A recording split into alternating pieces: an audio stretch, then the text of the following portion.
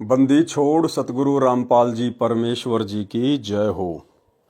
परम पिता परमात्मा सारी सृष्टि के रचनहार, कुल मालिक, असंख्य ब्रह्मांडों के स्वामी, जगत गुरु, तीनों लोकों में प्रवेश करके सबका धारण पोषण करने वाले, राजाधिराज, आत्माधार, नाथों के नाथ, देवों के देव महादेव, सर्वेश्वर महेश्वर, मृत्युंजय, अजरो अमर, आदि अनादि सनातनी प्रभु, जगत पिता जगदीश्वर, श्री श्री 1008 की उपाधि के वास्तविक अधिकारी, अकाल मूरत शब्द स्वरूपी राम वासुदेव, सर्वगतम ब्रह्म, परम पूज्य, प्रथम पूज्य, परम संत, परम पुरुष, परम धनी, परम दयालु, सत्य कबीर, हक्का कबीर, अल्लाहु कबीर, अल्लाहु अकबर, बाखबर, अल्लाह ताला, जगत के तारणहार, जगत के मुक्तिदाता, जगत के जगन्नाथ, हारे के सहारे, हिंदुओं के राम, मुसलमानों के अल्लाह, सिखों के वाहिगुरु, ईसाइयों के मसीह, दया के सागर दयानिधि, करुणा के सागर करुणानिधि, स्वयंभू परिभू, संकट मोचन, कष्ट हरण, मंगल करण, दुख भंजन, अविगत कबीर,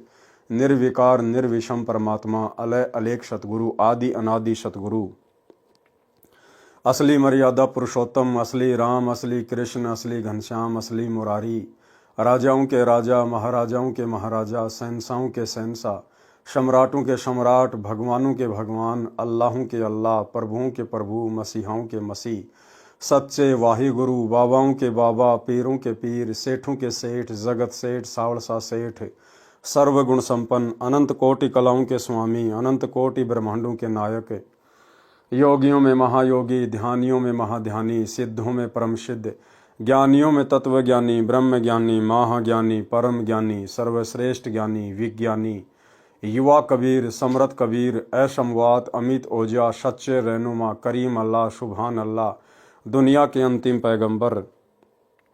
8 सितंबर 1951 से गांव धनाना, जिला सोनीपत, हरियाणा, भारतवर्ष की पावन भूमि पे प्रकट रियल कल की भगवान श्री नारायण साकार हरि, श्री बाबा साहिब, शब्द स्वरूपी राम, संत श्रोमणी सतगुरु रामपाल जी परमेश्वर जी के चरण कमल में साध संगति से जुड़े हुए देश विदेश से सभी सत्सेवक भाई बहनों का अनंत कोटि दंडवत प्रणाम। सत्साई भाई और बहनों, दया पूज्य गुरुदेव भगवान की, सतगुरु रामपाल जी परमेश्वर जी की, वर्तमान के कल की भगवान की, जिनकी विशेष रजा से, विशेष मेहर से आप और हम सभी साध संगति से जुड़े हुए सत्सेवक भाई बहन पूज्य गुरुदेव जी के तत्व ज्ञान को आधार बनाकर अपनी आत्मा के कल्याणार्थ हेतु भक्ति मार्ग पर दृढ़ता के साथ आगे बढ़ रहे हैं। भाई और बहनों, इस कलयुग की बिचली पीढ़ी में साध संगति का नसीब होना ये एक विशेष मेहर होती है सतगुरु की अपनी विशेष आत्माओं के ऊपर। आप और हम सभी आत्माओं ने गुरुदेव भगवान की इस मेहर को इसी प्रकार से अंत तक मर्यादाओं में रहकर गुरु को इष्ट मानकर बनाए रखना है। भाई और बहनों, कबीर सागर के सरलार्थ के ऊपर वीडियो बनाने की जो श्रृंखला जारी थी, पूज्य गुरुदेव भगवान के आशीर्वाद से वो संपन्न हुई। लगभग 60 वीडियो कबीर सागर के सरलार्थ के ऊपर बने हैं। बहुत सारी बातें भक्ति मार्ग से संबंधित, जो बातें अभी तक सतगुरुदेव भगवान अपने सत्संगों में आप और हम तुच्छ जीवों की तुच्छ बुद्धि को देखते हुए नहीं कह पाए थे, वे सारी बातें गुरुदेव ने अपने कर कमल से कबीर सागर के सरलार्थ में पहले ही लिख दी थी। और जैसे ही समय आया तो गुरुदेव भगवान ने साध संगत वालों को निमित्त बनाकर उसके ऊपर वीडियो बनवाकर उन सभी गूढ़ रहस्यों को सार्वजनिक भी करवा दिया। और कबीर सागर के सरलार्थ के ऊपर बने 60 वीडियो देखकर आप और हम भगत भाई बहनों का विश्वास, हमारी दृढ़ता किस कदर भक्ति मार्ग पर बढ़ी है, आप और हम शब्दों में बयान भी नहीं कर सकते। जो भाई बहन अभी तक कबीर सागर के सरलार्थ के ऊपर बन चुके वीडियो नहीं देख पाए हैं, प्रार्थना है दास के Facebook page Pawan Das is live के ऊपर जाकर आप जी वीडियो जरूर देखें। उसके बाद भाई और बहनों, अब गुरुदेव भगवान ने और विशेष मेहर बख्शी है, दया बख्शी है, क्योंकि परमेश्वर तो यही चाहते हैं कि कलयुग की बिचली पीढ़ी में जिन जिन आत्माओं को मैंने चुन लिया है मोक्ष के लिए और साध संगति से जोड़कर जिनकी ट्रेनिंग हो रही है, उन आत्माओं को निरंतर दृढ़ ही करता रहूं। तो गुरुदेव ने दया बख्शी। अब उनके कर कमल से लिखित दूसरी पवित्र पुस्तक, पवित्र ग्रंथ मुक्ति बोध, जो लगभग 575 पेज की है, अब इसके ऊपर वीडियो बनाने की श्रृंखला शुरू हो चुकी है और मुक्ति बोध के ऊपर आज हमारा ये पहले नंबर का वीडियो है। इससे पहले भाई और बहनों, एक छोटी सी बात का दास जिक्र करना चाहेगा ताकि आप साध संगति से जुड़े हुए भगत भाई बहनों को विश्वास हो कि साध संगति के माध्यम से परमात्मा जो भी वीडियो बनवाते हैं, जो भी बातें कहलवाते हैं, वे पूर्णतया सत्य होती हैं, भले वे बातें आगे जाकर संगत में सार्वजनिक हों।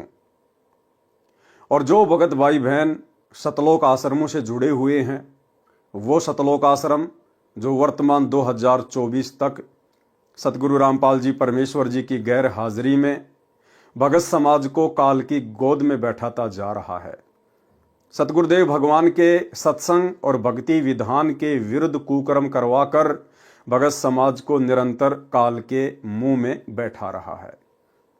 वो लोग किस कदर धोखा खा चुके हैं साध संगति से ना जुड़कर, साध संगति के वीडियो ना देखकर। दास सन 2018 से ही आप सभी भाई बहनों को सार नाम को लेकर एक बात कहता आ रहा है कि भाई और बहनों, आप लोगों ने अपनी नादानी और अज्ञानता का परिचय देते हुए सन 2018 से वर्तमान 2024 तक इन सतलोक आश्रमों में जाकर अपने पूज्य गुरुदेव भगवान की गैर हाजिरी में जो सार नाम लिया है, जो सार शब्द लिया है, वो पूर्णतया फर्जी है। 2018 से दास वीडियो बनाकर आप जियों को यह सूचना देता आ रहा है। बहुत सारे भगत भाई बहनों के ये बातें गले नहीं उतरी कि भाई वो फर्जी कैसे हो सकता है, हमें तो डीवीडी से दिया जाता है, डीवीडी में तो गुरुजी बोल रहे हैं, फिर वो फर्जी कैसे हुआ। लेकिन दास आप लोगों को एक ही बात बोलता आया था कि भाई और बहनों, अभी तक गुरुदेव ने किसी को ओरिजिनल सार नाम दिया ही नहीं है। सार शब्द की तो आप बात ही छोड़ दीजिए, अभी तक संगत में कोई ओरिजिनल सार नाम के योग्य हुआ ही नहीं है। 2018 से दास आप जियों को ये बातें बोलता आ रहा है और साथ में ये भी कहता आया है कि सार नाम के योग्य यदि आत्मा हो रही है, तैयार हो रही है, तो केवल साध संगति से जुड़कर हो रही हैं। आने वाले समय में जब पूज्य गुरुदेव भगवान हिसार जेल से अपने मिशन को पूरा करके बाहर आएंगे, तो सर्वप्रथम ओरिजिनल सार नाम की दया अपने सत्सेवक बच्चों के ऊपर करेंगे। और वर्तमान में गुरुदेव भगवान ने डीवीडी में जो सार नाम अपने खुद की वीडियो में डाल रखा है, वो सार नाम ओरिजिनल नहीं है। वो सार नाम गुरुदेव ने केवल संगत की परीक्षार्थ उस वीडियो में डाल रखा है, उस डीवीडी में डाल रखा है। और अभी तक गुरुदेव भगवान ने जिन जिन आत्माओं को सन 1994 से लेकर बरवाला कांड 2014 तक आश्रमों में अपने मुख कमल से या डीवीडी से जो सार नाम दिया है, वो भी ओरिजिनल सार नाम नहीं है। क्योंकि आज वर्तमान में गुरुदेव के जेल जाने के बाद भी वही डीवीडी वाला सार नाम भगत समाज को दिया जा रहा है। लेकिन इन दोनों में फर्क बहुत ज्यादा है। गुरुदेव भगवान के आश्रम में रहते सहते सार नाम देना और गुरुदेव के जेल जाने के बाद उनके कलयुगी परिवार के द्वारा इन आश्रमों में सार नाम दिया जाना, इन दोनों बातों में बहुत ज्यादा अंतर है भाई और बहनों। सार नाम तो दोनों ही असली नहीं है, क्योंकि अभी तक गुरुदेव ने किसी को ओरिजिनल सार नाम देना ही नहीं था, अभी तक संगत में कोई योग्य ही नहीं था। लेकिन जिन जिन भाई बहनों ने 2014 बरवाला कांड से पहले पूज्य गुरुदेव भगवान से जो सार नाम लिया है, उन भगत भाई बहनों के लिए वो सार नाम जैसा ही काम करेगा यदि वे आत्माएं विश्वास के साथ उस नाम का जाप करेंगी तो। और जिन जिन भगत भाई बहनों ने 2014 के बाद गुरुदेव के जेल जाने के बाद में इन सतलोक आश्रमों में सार नाम लिया है, वो सार नाम ना ही तो काम करेगा और ना ही वो सार नाम ओरिजिनल कहा जाएगा। इसलिए आज का यह मेरा वीडियो उन भाई बहनों की आंखें खोलने के लिए है, विशेषकर जो भाई बहन गुरुदेव के जेल जाने के बाद में सारनाम ले चुके हैं, क्योंकि ये आप लोगों की परीक्षा थी। ये परीक्षा थी भगत समाज की। परमात्मा यही तो देखना चाहते थे कि 20 वर्षों से इन आत्माओं को मैंने जो ज्ञान दिया है, सन 1994 से लेकर 2014 तक, ये आत्माएं इस ज्ञान को कितना आधार बना पाई हैं, या अभी भी भेड़ चाल में देखा देखी में चलने की इनकी आदत बनी हुई है। तो 2014 बरवाला कांड के बाद जिन जिन भगत भाई बहनों ने सारनाम लिया है, वो भाई बहन आज का ये वीडियो देखकर, यदि आपको जरा भी अकल है, अगर जरा भी आपको गुरुदेव का तत्व ज्ञान समझ में आया है, आज ही और इसी वक्त वीडियो देखते ही पूज्य गुरुदेव भगवान से नाक रगड़कर अपने घर पर ही दंडवत प्रणाम करके क्षमा याचना मांग लेना और इस सारनाम के जाप को त्याग देना। केवल प्रथम नाम और शतनाम तक का ही जाप करें, जब तक गुरुदेव भगवान हिसार जेल से आकर आपको सारनाम ना दें। अन्यथा यह सारनाम आपके गले की हड्डी बनेगा, आपके गले की हड्डी। और ज्यादातर जिन जिन लोगों ने 2014 के बाद में सारनाम लिया है, ज्यादातर उन भगत भाई बहनों के लिए वो फर्जी सारनाम गले की हड्डी बन चुका है। घर घर में झगड़ा, घर घर में कहर, अकाल मौत, किसी भी प्रकार से कोई राहत वो सारनाम उन भगत भाई बहनों को नहीं दे रहा। जितनी अच्छी प्रकार से भक्ति वो सतनाम लेकर कर रहे थे, इन शतलोक आश्रमों से वो फर्जी सारनाम लेकर अब उनके प्रथम नाम की और शतनाम की भी वो भक्ति नहीं बन पा रही है, क्योंकि मर्यादा खंडित हो चुकी है। अविश्वास प्रदर्शित कर दिया आपने अपने गुरु के ऊपर। आपने अपने गुरुदेव भगवान के हिसार जेल से बाहर आने का तनिक भी इंतजार नहीं किया। ये आपका अपने गुरुदेव के प्रति अविश्वास को दर्शाता है, अविश्वास को। अब आपको बताएंगे कि वो सारनाम नकली कैसे है, क्यों दास पिछले 7 वर्षों से 6 वर्षों से उसको नकली बता रहा है। अब आपको पूज्य गुरुदेव भगवान के मुख कमल से, सतगुरु रामपाल जी परमेश्वर जी के मुख कमल से आपको सुनाएंगे कि जो सारनाम वर्तमान में उनके जेल जाने के बाद में भगत समाज को दिया है, वो सारनाम फर्जी है, ओरिजिनल नहीं है। अब वो सारनाम क्या है, ये भी तो आपको पता होना चाहिए। तो उन भगत भाई बहनों को तो पता चल जाएगा। अभी एक छोटा सा वीडियो मैं आपको दिखाऊंगा नितिन रायजादा का। नितिन रायजादा के बारे में आप जानते ही होंगे, काल प्रेरित आत्मा है, विशेषकर सतगुरु रामपाल जी परमेश्वर जी के भक्तों के पीछे हाथ धो के पड़ा हुआ है। अंत में मिलेगा कुछ नहीं सिवाय खुद की बर्बादी के। लेकिन परीक्षा का समय है, काल हर प्रकार से भगत समाज को तोड़ने का प्रयास तो करेगा।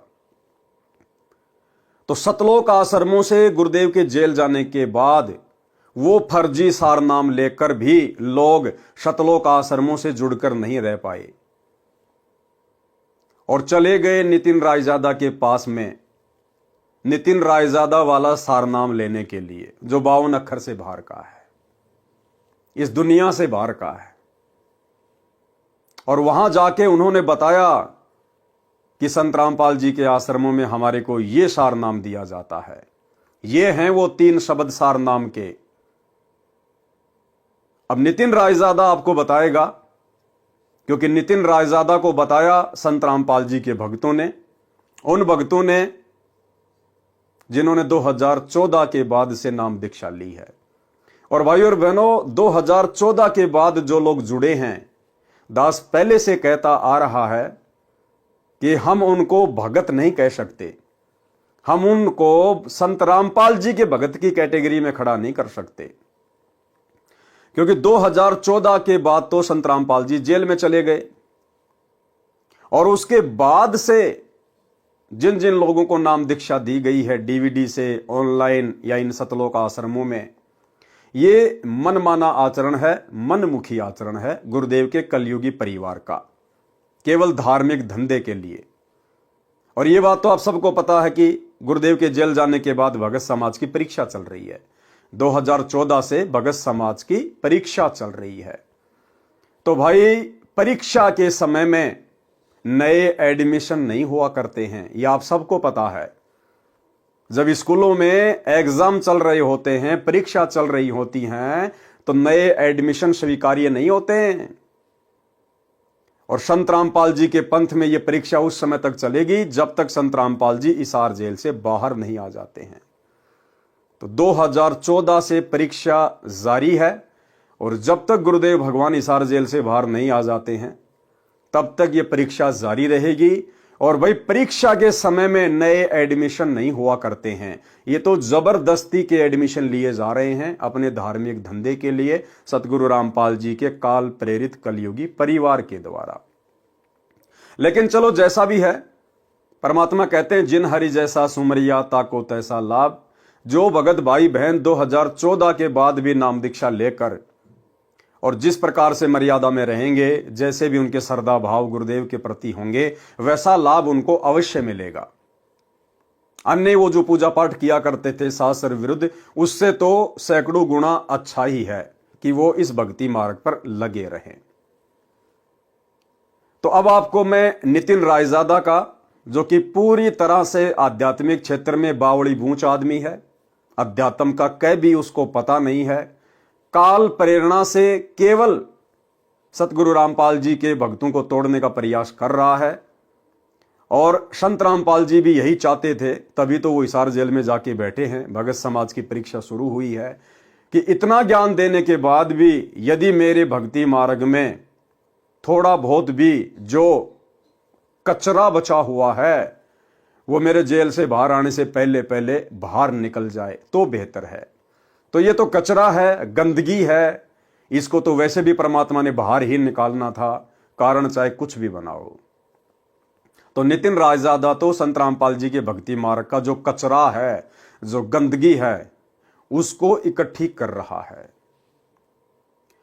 तो जो जो लोग इन सतलोक आश्रमों से सार नाम लेकर, सार शब्द लेकर, क्योंकि सार नाम सार शब्द जैसे ही आपने लिया सतलोक आश्रमों से गुरुदेव के जेल जाने के बाद, उसी समय आपकी मर्यादा टूट गई, क्योंकि आपने अपने गुरुदेव के ऊपर अविश्वास प्रकट कर दिया। और जैसे मर्यादा टूटी उसके बाद आपका हाल तो बुरा होना ही है, किसी का पहले, किसी का 2 दिन बाद में। तो किसी को विशेष लाभ कोई हुआ नहीं, तो लोगों ने भक्ति में दोष निकाल के और नितिन रायजादा की शरण ग्रहण कर ली। और भाई जब नितिन रायजादा उनका नया गुरु बन गया तो गुरु से कुछ छुपाया थोड़ी जाता है।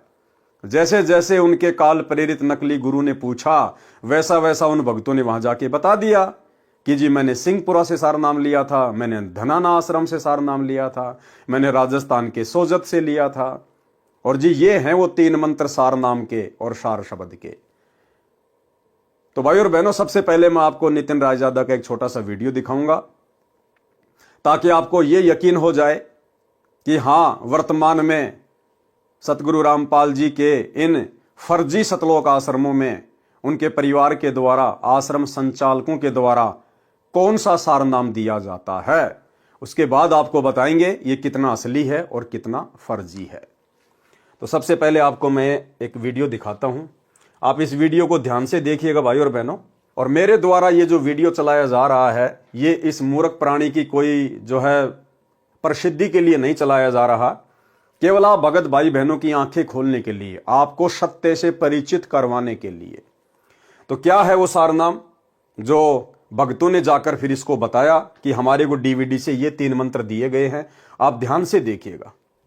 और एक जमाना ऐसा था जब ये बिल्कुल डंके की चोट पे कहते थे कि सच्चा गुरु वो होता है जो 3 बार में नाम देता है, 3 बार में नाम देने वाला पूर्ण गुरु होता है। और आज इन लोग की ऐसी हालत हो गई है कि मेरे 10 बार पूछने पर भी ये लिख नहीं सकते कि मेरे गुरुजी कितनी बार में नाम दीक्षा देते। देखो एक बार फिर आ गया मैसेज चंद्रभान जी का, कह रहे हैं संत रामपाल जी महाराज 3 बार में नाम दीक्षा देते हैं जैसा गीता में लिखा है। आओ तुम्हें गिनवा देते हैं।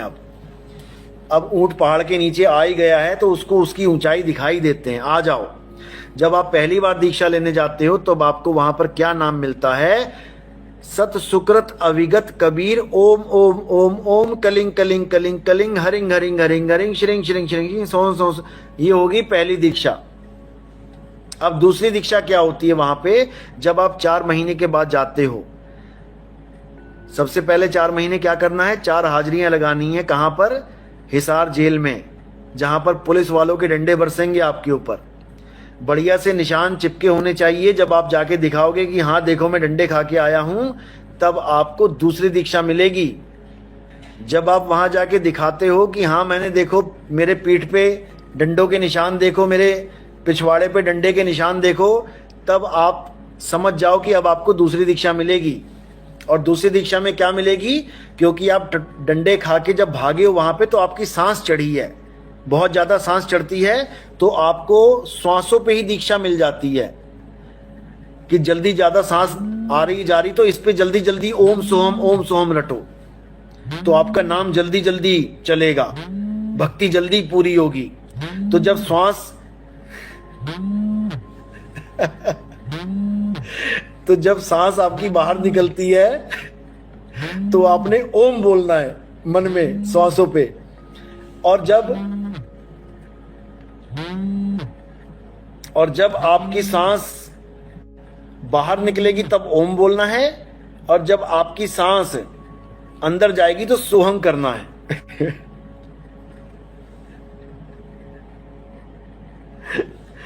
तो जब ओम सोहम चलेगा, तो ये आपकी दूसरी दीक्षा हो जाएगी। ओके, तो दूसरी दीक्षा हो गई ओम और सोहम की।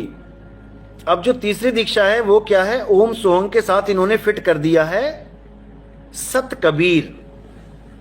अब आपकी नाम दीक्षा क्या चलेगी, ओम सोहम सत्य कबीर, ओम सोहम सत्य कबीर, ओम सोहम सत्य कबीर। अब ये हो गई आपकी तीसरी दीक्षा। ये तीसरा खेल है आपका। अब इसके बाद आपको दीक्षा नहीं मिलनी चाहिए, लेकिन आपसे दोबारा से एक फॉर्म और भरवाया जाता है। ये जो तीसरी दीक्षा मिली है इसका क्या नाम है, और दूसरी दीक्षा जो मिली उसका क्या नाम है, वो भी समझ लो। जो प्रथम दीक्षा मिली वो तो आपको पहली दीक्षा मिल गई, देवी देवताओं के नाम। जो दूसरी ओम सोहम की दीक्षा मिली वो है सतनाम, रामपाल जी का डुप्लीकेट सतनाम।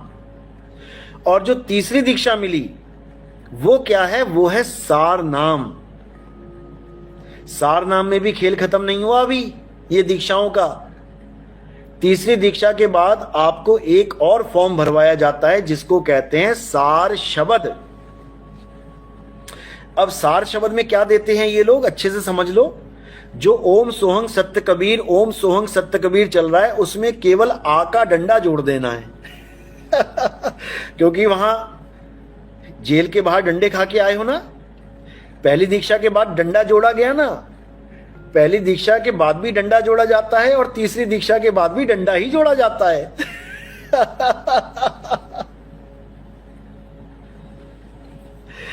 कबीर के साथ केवल आ का डंडा जोड़ के कबीरा बना देना है, बस हो गया। ओम सोहम सत्य कबीरा, ओम सोहम सत्य कबीरा, ओम सोहम सत्य कबीरा। और उसके 1 लाख रुपए, क्योंकि डंडा लगाया है, 1 है ए का, उसके साथ 1 लाख रुपए देने पड़ते हैं। 1 लाख रुपए का संकल्प है सार शब्द की दीक्षा में। लेने जाओगे ना तब समझ में आएगा, अभी नहीं आता। लाख रुपया देने के बाद। तो भाई और बहनों, आपने वीडियो देखा। हमने इस बौड़ी बूंच आदमी की, काले एजेंट की और किसी बात पे ध्यान नहीं देना है। बाकी सब इसकी बकवास है। हमने केवल ध्यान ये देना है कि सतलोक आश्रमों से डीवीडी से सार नाम लेकर बरवाला कांड के बाद जो लोग इसके पास गए हैं, उन लोगों ने जाके बताया कि ये सार नाम है और ये सार शब्द है।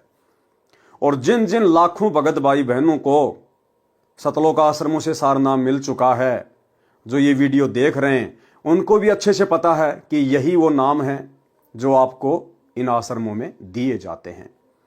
तो ये वीडियो मेरा दिखाने का केवल एक मकसद यही था कि आपको ये पता चल जाए कि वो मंत्र क्या है जो वर्तमान में इन सतलोक आश्रमों में दीक्षा के रूप में दिए जा रहे हैं। बाकी ये मंत्र मालूम हो जाने से, इन मंत्रों को देख लेने से या जाप कर लेने से किसी का मोक्ष नहीं है। ये मंत्र उस समय काम करेंगे अपना जिस समय आप अधिकारी से लेंगे, और अधिकारी आपको गुरुदेव भगवान ने असंख्यों बार बता दिया कि उनके अलावा इस पूरे ब्रह्मांड में आज के दिन और कोई नहीं है।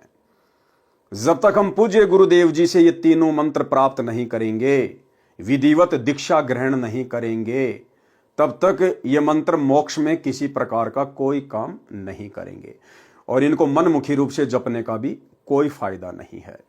तो आपको बस मंत्रों के बारे में मुझे बताना था कि वो मंत्र क्या हैं। अब भाई और बहनों, आपको आगे लेके चलता हूं। पूज्य गुरुदेव का एक छोटा सा वीडियो दिखाता हूं आपको। अभी परमात्मा ने लास्ट 71 नंबर का जो विशेष संदेश हिसार जेल से भेजा है, जिसमें परमात्मा ने मुसलमान धर्म की एक पुस्तक का जिक्र किया है, जिसमें एक आयत है, उसका गुरुदेव ने जिक्र किया है। और उसका जिक्र करते हुए गुरुदेव ने बताया कि मुसलमान धर्म की उस आयत में, सूरह अस-सूरा में, जो ऐन सीन काफ लिखा हुआ है, ऐन सीन काफ, उसके विषय में अनुवादकर्ता ने लिखा है कि इन 3 मंत्रों का अर्थ तो केवल अल्लाह ही जान सकता है, अल्लाह के अलावा और कोई भी नहीं बता सकता। और सतगुरु रामपाल जी ने बड़ी आसानी से उन तीनों के बारे में बता दिया, उस आयत के बारे में बता दिया कि इसका क्या अर्थ है, क्या इसका मतलब है, ये ऐन सीन काफ ये क्या है। तो आप सुनिए पूज्य गुरुदेव जी का ये छोटा सा वीडियो 3 मिनट का, ये बहुत ज्यादा इंपॉर्टेंट है। और यही 3 मिनट का गुरुदेव का वीडियो सारे भेद खोल देगा कि वर्तमान 2014 में गुरुदेव के जेल जाने के बाद इन सतलोक आश्रमों से जिन जिन भगत भाई बहनों ने सार नाम की दीक्षा ली है या सार शब्द की दीक्षा ली है, वो पूरी तरह से फर्जी है। तो अब हम सुनेंगे पूज्य गुरुदेव जी के मुख कमल से, सुनिएगा। अब आपको बताता हूं थोड़ा सा पाक कुरान मजीद। देखो इसमें क्या बताया है। एक चैप्टर है, उसका नाम है अस सूरा और संख्या नंबर है 42, यानी सूरत अस सूरा 42 आयत नंबर, श्लोक नंबर 1-2। आयत नंबर 1 पर प्रथम में लिखा है आ मीम। आ माने है, मीम माने मैं, है और मैं, ये 2 अक्षर अलग अलग, जैसे क ख ए, ऐसे है और मैं। फिर दूसरी आयत में लिखा है एन सीन काफ। जैसे हम पंजाबी सीखा करते थे, चौथी कक्षा शुरू हो जाती थी पहले पंजाबी, पंजाब ज्वाइंट था, हरियाणा और पंजाब एक थे। तो पंजाबी की हम जब वर्णमाला सीखा करते थे, उसमें कहते थे कक्खा गग्गा दद्दा गग्गा ईड़ा ऊड़ा सस्सा मम्मा, यानी कक्खा क, गग्गा ग, तथा तय, गद्दा द। तो कक्खा गग्गा क ख ग ऐसे सीखना पड़ता है। तो एन का अर्थ है ए, सीन का अर्थ है से, काफ का अर्थ है क। ये वर्णमाला है अरबी की, एन ए, सीन से, काफ क, ए से क। इसके अनुवादकर्ता ने, पाक कुरान के अनुवादकर्ताओं ने ये लिखकर छोड़ दिया है कि इन 2 आयतों का अर्थ तो अल्लाह ही जान सकता है। पाक कुरान के अनुवादकर्ताओं ने ये लिखकर छोड़ दिया है कि इन 2 आयतों का अर्थ तो अल्लाह ही जान सकता है। पाक कुरान के अनुवादकर्ताओं ने ये लिखकर छोड़ दिया है कि इन 2 आयतों का अर्थ तो अल्लाह ही जान सकता है और कोई नहीं। अब एक चीज भाई और बहनों आगे ध्यान से सुनना। गुरुदेव भगवान ने ऐन सीन काफ के बारे में बताया कि जो सारनाम दिया जाता है, और सारनाम में जो 3 मंत्र दिए जाते हैं, ये जो ऐन सीन काफ है, ये सारनाम की दीक्षा में उन तीनों मंत्रों के पहले पहले शब्द हैं, पहले पहले शब्द। सारनाम में जो 3 नाम दिए जाते हैं, ये ऐन सीन काफ उन तीनों मंत्रों के पहले पहले शब्द हैं। ध्यान से सुनना, फिर आपको लिखा हुआ भी दिखाऊंगा। ये क्या है? गीता अध्याय 17 श्लोक 23 में ओम तत्सत, ये 3 मंत्र हैं। इनमें तीनों मंत्रों का पहला अक्षर है ए से क। जिनको तीनों मंत्र प्राप्त हो बच्चे आसानी से समझ देंगे। ये वो मंत्रों का केवल पहला पहला अक्षर लिख रखा है, बहुत कठिन। तो ऐसे कहते के हासिल होना था, ओम तत्सत से क्या हासिल होना था, इसकी एब्रीविएशन निकली सारी। अब इसको सारे से विस्तार से करा।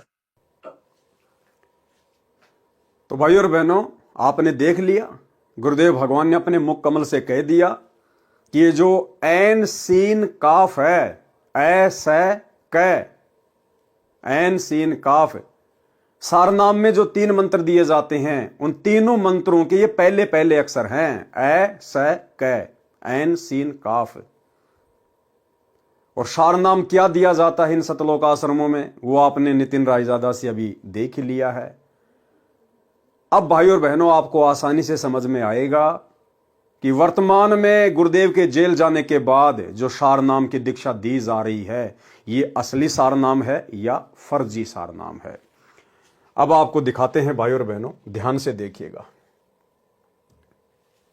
ये दास ने एक चार्ट बनाया है। सबसे पहले तो ये वही सुर है, असुरा 42, ये हा और मीम, जिसका अर्थ गुरुदेव ने बता दिया है और मैं। दूसरा ये अयन सीन कफ, ये हैं वो 3 नाम, ऐन सीन कफ, अयन सीन कफ। अब गुरुदेव ने क्या बताया, ये ऐन सीन काफ क्या है, अयन सीन काफ, कि आपको जो सारनाम की दीक्षा दी जाती है, उन तीनों मंत्रों के ये पहले पहले अक्षर हैं, पहले पहले अक्षर। तो सारनाम आपने नितिन रायजादा के मुंह से सुनी लिया है, हमारे भगत भाई बहनों ने जा जाके उनको बता ही दिया है, और वर्तमान में जो लोग इसका जाप भी कर रहे हैं उनको भी अच्छे से पता है। तो ये है वो सारनाम जो आपने नितिन रायजादा से सुना, जो वर्तमान में इन आश्रमों में दिया जाता है। और गुरुदेव ने क्या बताया, ये जो ऐन सीन काफ है, इन तीनों मंत्रों के ये पहले पहले शब्द हैं। तो देखिए, हम देखते हैं। तो अयन, तो सबसे पहले ओम है, तो बिल्कुल मैच कर रहा है, ए बिल्कुल मैच कर गया। दूसरा जो सारनाम में जो मंत्र दिया जाता है, वो आप सभी भाई बहन समझ गए होंगे, मैं अपने मुंह से यहां पे नहीं बोलना चाहूंगा। तो ये जो सीन है, अब इससे मेल करेंगे तो बिल्कुल इसका जो पहला अक्षर है वो मेल कर रहा है, बिल्कुल कर रहा है। तीसरा है ये सत्य कबीर। अब भाइयों और बहनों, यहां तीसरा है काफ, लेकिन यहां मेल नहीं कर रहा है। गुरुदेव के वचन अनुसार, जो अभी आपने वीडियो में देखा कि ऐन सीन काफ, इसके जो ये पहले पहले अक्षर हैं, पहले पहले जो अक्षर हैं, ये अक्षर सारनाम के पहले पहले अक्षर हैं। तो भाई ये जो अयन है, इसका पहला अक्षर मिल गया, सीन का भी पहला अक्षर मिल गया, लेकिन भाई ये जो है कफ, इसका पहला अक्षर मेल नहीं खा रहा है। इसका है कफ कै और यहां है स, ये मेल नहीं खा रहा है। जबकि गुरुदेव के वचन अनुसार तो ये मेल खाना चाहिए। साधु बोले सहज स्वभाव, साधु का बोले मिथ्या न जाए, और संत वचन पलटे नहीं चाहे पलट जाए ब्रह्मांड। इसलिए भाई और बहनों, दास 2018 से चिल्ला रहा है गुरुदेव के आदेश अनुसार, उनकी प्रेरणा अनुसार, कि ये हमारी परीक्षा का समय है, परीक्षा का समय। और इस समय हम भगत भाई बहनों ने सतलोक आश्रम वालों से सारनाम नहीं लेना चाहिए, बहुत बड़ा धोखा खा जाओगे, गुरुदेव भगवान की नजरों में नीचे गिर जाओगे। और गिर गए लाखों की संख्या में, गुरुदेव भगवान की नजरों में लाखों की संख्या में नीचे गिर गए। अब देख लो, जिन जिन भगत भाई बहनों को सतलोक आश्रमों से सार नाम प्राप्त है, उन सबको पता है कि हां, यही वो 3 मंत्र हैं जो हमें डीवीडी से दिए गए हैं। और गुरुदेव ने यह भी क्लियर कर दिया, अयन सीन काफ, इनके जो पहले पहले जो अक्षर हैं वो सार शब्द से मेल करने चाहिए, लेकिन नहीं कर रहे हैं। अब नहीं कर रहे हैं तो क्या हुआ? गलत हुआ भाई। तो भाई और बहनों, कितना बड़ा धोखा भगत समाज ने खुद अपनी नादानी के चलते खा लिया है। अरे हम सत्सेवक भी तो चिल्ला रहे थे, क्या हमें सार नाम की जरूरत नहीं है क्या हमें सार शब्द की जरूरत नहीं? क्या हम इस भक्ति मार्ग पर कोई मनोरंजन के लिए जुड़े हैं क्या? लेकिन हमने गुरुदेव के ज्ञान को आधार बनाया, हमने गुरुदेव भगवान का इंतजार करना उचित समझा कि यह भक्ति मार्ग है। अरे वो सार नाम, जिस सार नाम के लिए परमात्मा ने धर्मदास जी को जिंदा समाधि दे दी, वो कितनी अनमोल वस्तु होगी। और ऐसी अनमोल वस्तु क्या सतगुरु रामपाल जी अपने कलयुगी परिवार के हाथों में एक 15 रुपए की डीवीडी में डालकर आलू टमाटर की तरह बांटने के लिए देकर चले जाएंगे? और वो सतलोक आश्रम मैनेजमेंट हरियाणा, जिनके कुकर्मों के चलते, जिनकी मनमानी हरकतों के चलते, काल प्रेरणा के चलते भी ये बरवाला कांड 2014 हुआ। परमात्मा जिन लोगों की रग रग से वाकिफ थे, ऐसे लोगों को परमात्मा वो अनमोल जड़ी बूटी देगा जो लोग खुद अभी प्रथम नाम दीक्षा के योग्य नहीं है। प्रथम नाम दीक्षा के भी ना गुरुदेव का परिवार, ना कोऑर्डिनेटर, ना आश्रम संचालक, आज 2024 तक ये लोग प्रथम नाम दीक्षा के भी योग्य नहीं हैं। और वो सार नाम जिसको देने के लिए परमात्मा सतलोक से चलकर स्वयं आता है, वो सार नाम ऐसे इन 2 कोटि के जीवों के हाथों में देगा परमात्मा, जिन्होंने अपनी मनमानी हरकतों के चलते अपने गुरु भगवान को हिसार जेल में बैठने को मजबूर कर दिया। इसलिए हम सत्सेवक भाई बहन चिल्ला रहे थे कि ये सार नाम ओरिजिनल नहीं है। हां, भले ही गुरुदेव ने अपना वीडियो बनाकर डीवीडी में डाल दिया, लेकिन भगत समाज की परीक्षा के लिए गुरुदेव ने जिन जिन लोगों को यह नाम दिया है हिसार जेल जाने से पहले, भाई उनको तो विश्वास के साथ इसी को सार नाम समझकर जाप करते रहना चाहिए। यदि उन लोगों के मन में जरा भी दोष पैदा हो गया मेरे इस वीडियो को देखकर, तो आप लोग ना घर के रहेंगे ना घाट के रहेंगे। आप लोगों को कोई शंका नहीं करनी चाहिए, क्योंकि आपको तो आपके गुरु ने दिया है, आपके भगवान ने दिया है। और गुरु भगवान चाहे जो मर्जी मंत्र दे दे, जो मर्जी नाम दे दे, अगर गुरु ने दिया है तो आपके लिए वो सार नाम ही है, सार शब्द ही है। आपने तो केवल मर्यादा में रहकर विश्वास के साथ में जो विधि आपके गुरु ने बताई, आपने तो केवल सुमरण करना है। आप लोगों ने दोष नहीं पालना अपने मन में। ये गलती कर दी उन लोगों ने जिन्होंने इस परीक्षा के समय में 2014 के बाद में यह सार नाम ले लिया है। यह उन लोगों की सबसे बड़ी गलती है। तो भाई और बहनों, हाथ कंगन को आरसी क्या, पढ़े लिखे को फारसी क्या। जैसा गुरुदेव भगवान ने बताया, दास ने एज इट इज आपको वैसा ही प्रैक्टिकल करके दिखा दिया। और यही वो 3 मंत्र हैं। ये है सतनाम, इसके आगे 2 शब्द और हैं, आप सभी भाई बहनों को अच्छे से पता है। तो बिल्कुल एन से ये मैच कर रहा है, आईएन से मैच कर रहा है। ये पहला अक्षर ए, इसका भी पहला अक्षर है। सीन, इसका पहला अक्षर स, इसका भी पहला अक्षर स।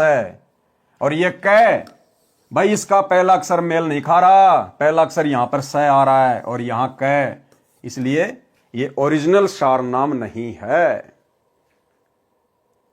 इसलिए भाई और बहनों, विनती करूंगा, प्रार्थना करूंगा, अभी भी समय है। जो भगत भाई बहन लाखों की संख्या में काल के शिकार हो चुके हैं, काल के षड्यंत्र के शिकार हो चुके हैं, जिन्होंने गुरुदेव के जेल जाने के बाद में अपनी नादानी दिखाई, अपनी अज्ञानता दिखाई और जल्दबाजी में, देखा देखी में, और पहुंच गए सतलोक आश्रमों में लेके अपने नाम दीक्षा का फॉर्म। जिन जिन भाई बहनों ने ये फर्जी सारनाम शतलोक आश्रम मैनेजमेंट हरियाणा से लिया है, गुरुदेव के जेल जाने के बाद लिया है, उन आत्माओं को अभी भी मौका है, अन्यथा आप लोगों की जो दुर्गति होगी वो शायद ही किसी और की होगी। क्योंकि आपने सबसे बड़ा विश्वासघात किया अपने गुरुदेव के साथ, सबसे बड़ा विश्वासघात। अरे कौन दे सकता है सारनाम? इस धरती पर तो कोई प्रथम नाम देने का भी अधिकारी नहीं है, प्रथम नाम देने का अधिकारी भी वो भी परमात्मा ने स्वयं माना पड़ता है। और सार नाम, सार शब्द, और आप लोगों ने अपने जैसे 2 कोड़ी के जीवों से ले लिया। फिर भगवान क्यों आया धरती पे? अरे जब सार नाम सार शब्द भगत ही भगत को दे रहा है तो भगवान क्या भेड़ बकरियां चराने आया यहां पर सतलोक से? जरा भी दिमाग नहीं लगाया तुम लोगों ने। ये थी परीक्षा, अभी भी समय है। गुरुदेव भगवान से नाक रगड़ रगड़ के अगर बात समझ में आई है तो अपने घर पर ही नाक रगड़ रगड़ के गुरुदेव से समायाचना कीजिए, रो रो के, कि परमात्मा नादान हूं, ये बंदी छोड़, 2 कोड़ी का तुच्छ जीव हूं मालिक, क्षमा करना, पापी आत्मा हूं, बंदी छोड़, बहुत बड़ी गलती हो गई, आगे से ध्यान रखूंगा परमात्मा। और आज ही मैं इस सार नाम का जाप करना छोड़ रहा हूं, केवल प्रथम नाम और शतनाम का ही स्मरण करूंगा। और गुरुदेव जब तक आप हिसार जेल से बाहर नहीं आ जाते हैं अपनी लीला पूरी करके, तब तक मैं किसी भी सतलोक आश्रम में नहीं जाऊंगा, कहीं भी ज्योति पाठ और दान का पैसा नहीं दूंगा, किसी के भी बहकावे में नहीं आऊंगा। सात संगति से जुड़कर अपने घर को आश्रम बनाकर, ज्ञान को आधार बनाकर अपनी भक्ति करूंगा। हो सकता है परमात्मा आपकी सुन ले, बाकी दूसरा कोई चारा नहीं है। भाई और बहनों, गलतफहमी में ना रहना। हवा निकल गई है हजारों की संख्या में उन भगत भाई बहनों की, दुर्गतियां हो रही हैं जिन्होंने ये फर्जी सार नाम ले लिए। तो ये आप लोगों को दिखाना था, उम्मीद करूंगा बात समझ में आ गई होगी। अब भाई और बहनों, हम आगे बढ़ते हैं आज के अपने मुख्य टॉपिक के ऊपर।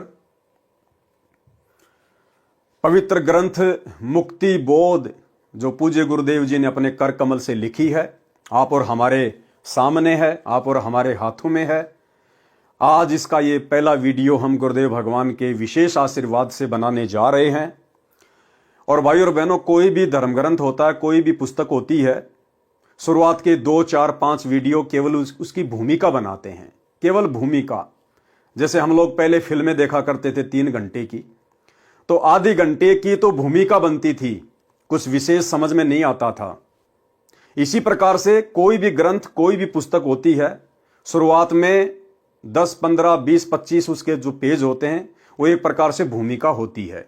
आप लोगों को बताया जाता है कि ये किस संदर्भ में है, कौन कौन इसके पात्र हैं, क्यों ये पुस्तक लिखी गई है।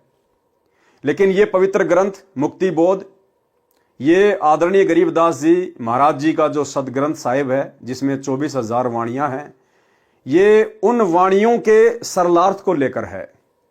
यानी हमारे मतलब की जो वाणियां हैं, उन वाणियों को निकालकर, उन विषयों को निकालकर सतगुरु रामपाल जी ने आप और हमारे लिए, भगत समाज के लिए, ये पवित्र ग्रंथ अपने कर कमल से लिखकर हमें दिया है। और इसमें सबसे पहले आदरणीय गरीबदास जी महाराज जी की महिमा है, उनके विषय में लिखा हुआ है। वे कौन थे, कहाँ के रहने वाले थे, कैसे उनको परमात्मा मिले, परमात्मा मिलने के बाद उन्होंने आध्यात्मिक क्षेत्र में क्या किया, तो ये उनके विषय में है। चूंकि भाई और बहनों, गुरुदेव भगवान के कर कमल से लिखित है और महापुरुषों की जीवनी पर है, इसलिए इस पवित्र ग्रंथ को पढ़ने और सुनने से भी हम ढेर सारे पुण्य के भागी बनते हैं। और जितना हम इन महापुरुषों की जीवनी को पढ़ेंगे, हमें उतना ही फायदा है, उतना ही लाभ है। तो इस पवित्र ग्रंथ में कुछ एक बातें वहीं आएंगी शुरुआत में, जो बातें अन्य गुरुदेव के कर कमल से लिखित पुस्तकों में गुरुदेव ने लिखी हुई हैं, जिनके ऊपर हम वीडियो बना चुके हैं। तो हम भगत भाई बहनों ने उसी जोश और उसी उमंग के साथ में इनको पढ़ना है, क्योंकि हमारे पूज्य गुरुदेव जी के कर कमल से लिखी हुई है। फिर जैसे जैसे हम आगे बढ़ेंगे, 4, 5, 6 वीडियो में आगे बढ़ेंगे, उसके बाद भाई और बहनों, परमात्मा ने अनमोल खजाना आप और हमारे अंदर इतना दृढ़ विश्वास पैदा हो जाएगा, अगर ब्रह्मा विष्णु महेश भी आकर हमें डगमग करने का प्रयास करें तो मुंह की खा के जाएंगे। फिर ये छोटे मोटे काल के एजेंट, भला इनकी तो औकात ही क्या है, जिनके चक्कर में सतलोक आश्रमों से फर्जी सार नाम सार शब्द लेकर लोग अपने जीवन का सत्यानाश करवाने के लिए जा रहे हैं। तो अब हम शुरुआत करते हैं पूज्य गुरुदेव भगवान के कर कमल से लिखित इस पवित्र ग्रंथ से। मुक्ति बोध निवेदन। इस पवित्र पुस्तक मुक्ति बोध में संत गरीबदास जी के अमर ग्रंथ के सरलार्थ से कुछ अंग लिखे हैं जो भिन्न पुस्तक बनाई है।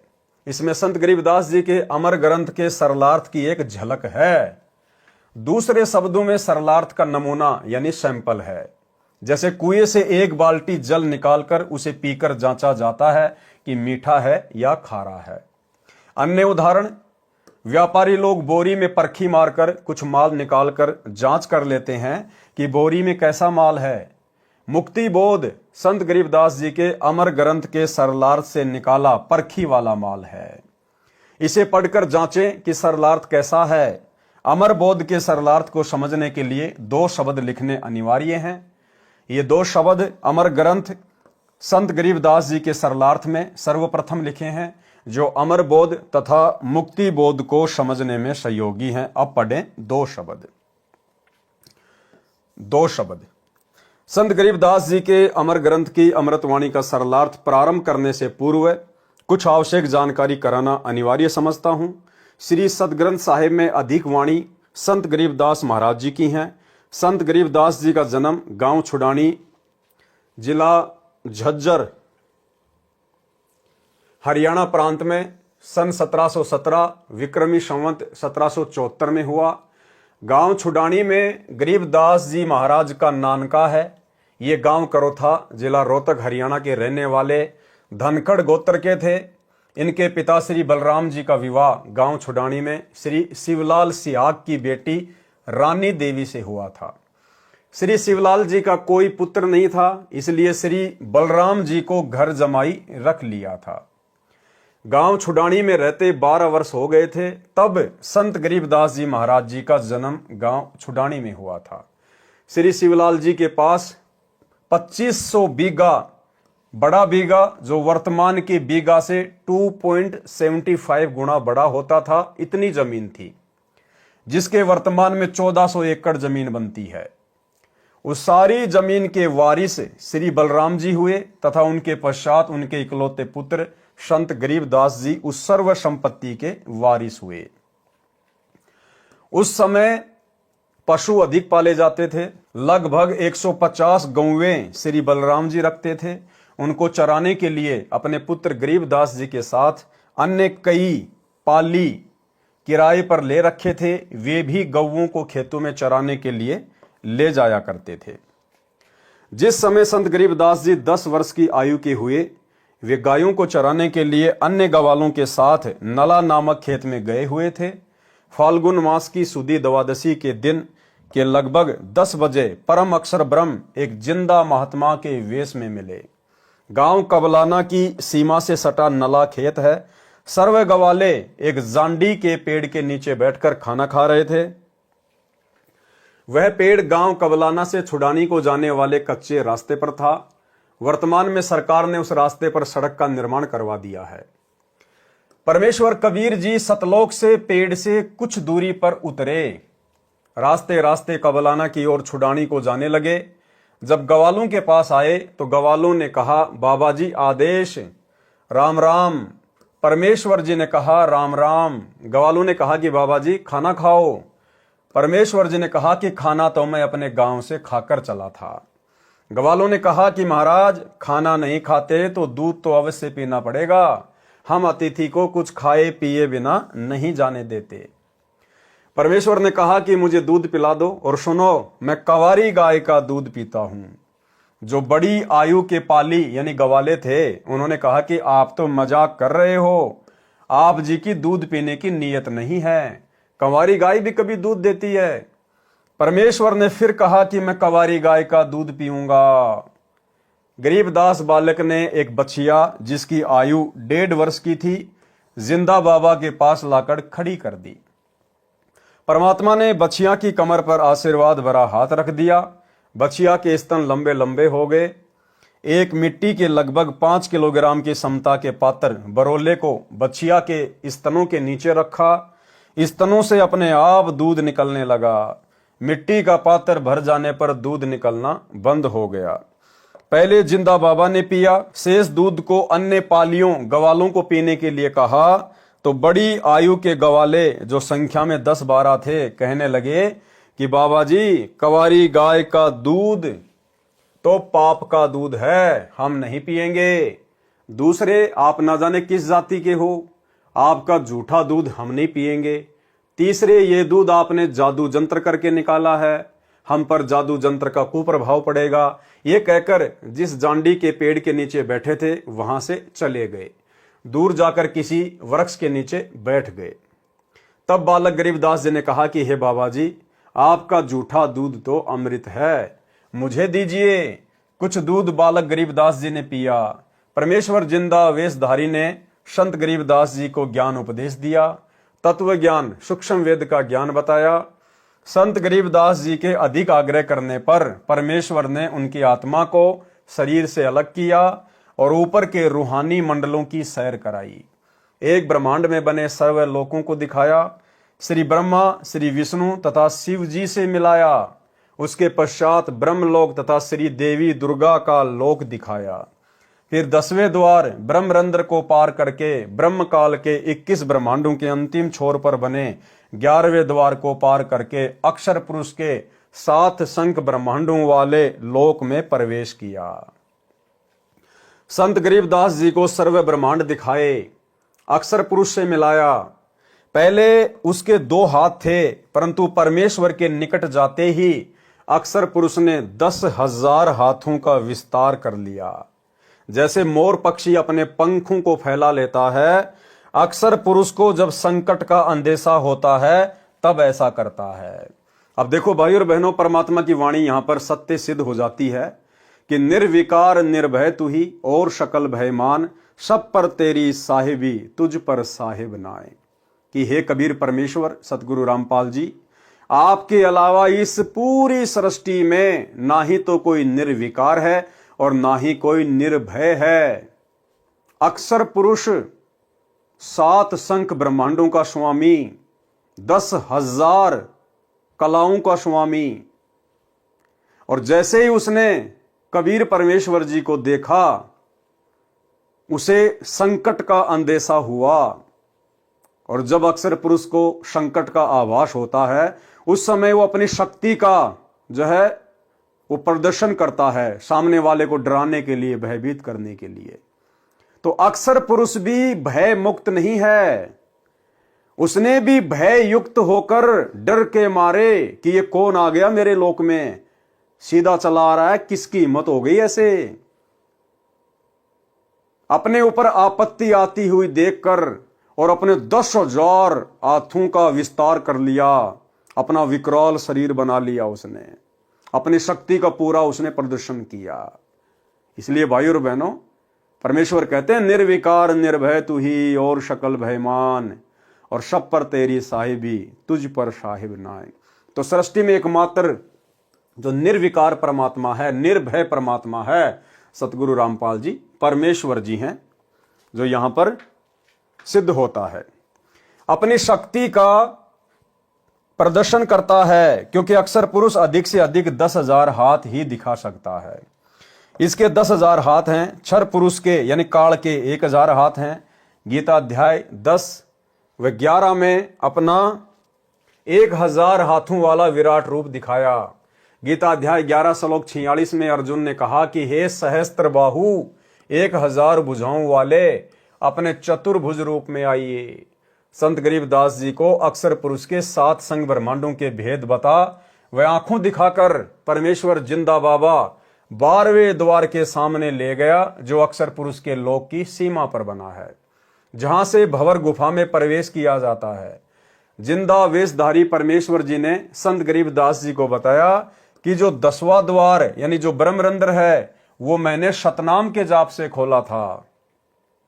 जो 11वां द्वार है वह मैंने तत् तथा शत जो सांकेतिक मंत्र है उससे खोला था।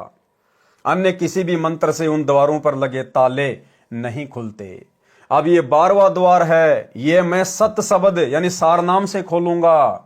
हालांकि भाई और बहनों, परमेश्वर को किसी भी मंत्र का जाप करके ये द्वार खोलने की आवश्यकता नहीं होती है, क्योंकि परमेश्वर सर्वशक्तिमान होते हैं। जब उस परमेश्वर की शक्ति से जब श्री कृष्ण जी का जन्म हुआ और जब कंस की जेल में ऑटोमेटिक 7 ताले खुल गए उस कबीर परमेश्वर सतगुरु रामपाल जी की मेहर से, शक्ति से, तो भला जब परमेश्वर कहीं जाएंगे तो दुनिया का ऐसा कौन सा द्वार, ऐसा कौन सा ताला है जो बंद का बंद रह जाए। तो परमेश्वर की शक्ति से वो खुले थे। लेकिन यहां गुरुदेव भगवान ने आदरणीय गरीबदास जी महाराज जी के माध्यम से आप और हमें यह समझाना है कि जब आप ऊपर की यात्रा करोगे तो कौन सा द्वार किस मंत्र के जाप से खुलता है, किस मंत्र का जाप करना होता है, इस जानकारी के लिए गुरुदेव भगवान यहां पर ये बातें लिख रहे हैं। इसके अतिरिक्त किसी नाम के जाप से यह नहीं खुल सकता। तब परमात्मा ने मन ही मन में सार नाम का जाप किया, 12वां द्वार खुल गया और परमेश्वर जिंदा रूप में तथा संत गरीबदास जी की आत्मा भंवर गुफा में प्रवेश कर गए। फिर सतलोक में प्रवेश करके उस श्वेत गुम्मद के सामने खड़े हो गए, जिसके मध्य में सिंहासन, उर्दू में कहते हैं तकत, उसके ऊपर तेजो में श्वेत नर रूप में परम अक्षर ब्रह्म जी विराजमान थे, जिनके एक रोम यानी शरीर के बाल से इतना प्रकाश निकल रहा था जो करोड़ सूर्यों तथा इतने ही चांदों चंद्रमाओं के मिलते जुलते प्रकाश से भी अधिक था। इससे अंदाजा लग जाता है कि उस परम अक्षर ब्रह्म सत्य पुरुष जी के संपूर्ण शरीर की कितनी रोशनी होगी। सतलोक स्वयं भी हीरे की तरह प्रकाशमान है। उस प्रकाश को जो परमेश्वर जी के पवित्र शरीर से तथा उसके अमर लोक से निकल रहा है, केवल आत्मा की आंखों से यानी दिव्य दृष्टि से ही देखा जा सकता है, चरम दृष्टि से नहीं देखा जा सकता। चरम दृष्टि क्या होती है? जैसे वर्तमान में हमारी जो ये दृष्टि है, हम जो देखते हैं, इसको कहते हैं चरम दृष्टि। और भक्ति की शक्ति से हमारी फिर दिव्य दृष्टि खुल जाती है। हम यहां बैठे बैठे असंख्य ब्रह्मांडों को देख सकते हैं, उसको कहते हैं दिव्य दृष्टि। फिर जिंदा बाबा अपने साथ बालक गरीबदास जी को लेकर उस सिंहासन के निकट गए तथा वहां रखे चवर को उठाकर तख्त पर बैठे परमात्मा के ऊपर चलाने लगे। बालक गरीबदास जी ने विचार किया कि ये है परमात्मा और ये बाबा तो परमात्मा का सेवक है।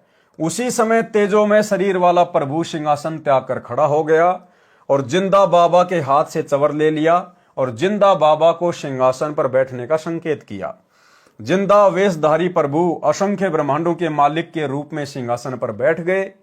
पहले वाला प्रभु जिंदा बाबा पर चवर करने लगा।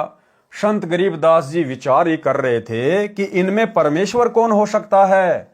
इतने में तेजो में शरीर वाला प्रभु जिंदा बाबा वाले शरीर में समा गए।